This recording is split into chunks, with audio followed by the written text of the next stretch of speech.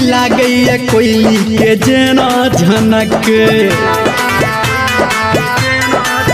रूप लागैया आहा के चांद सनक बोली लागैया कोयली के जेना झनक दिल के चोरेलो आहा दिल में ये बस के दिल के चोरेलो आहा दिल में ये बस के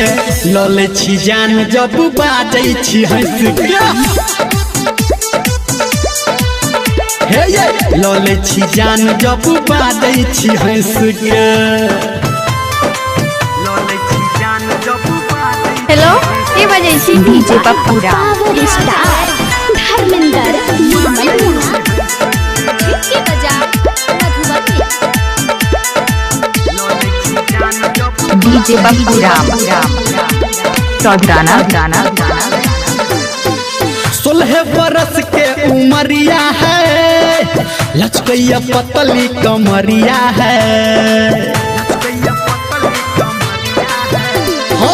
16 बरस के उमरिया है लचकैया पतली कमरिया है चहन उड़ाबै छियै मनवा में बैस के चहन उड़ाबै छियै मनवा में बैस के लले छी जान जब बाजै छी हंस के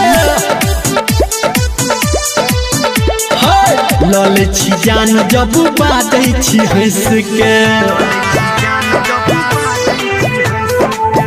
क्या नाम है आपका?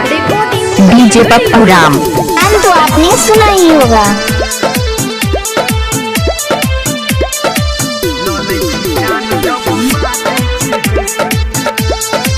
कहाँ घर है? चौधराना आहा के गजब नथुनिया है आहा के गजब ओढ़निया है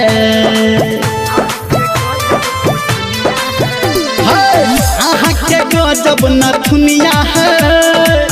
आहा के गजब ओढ़निया है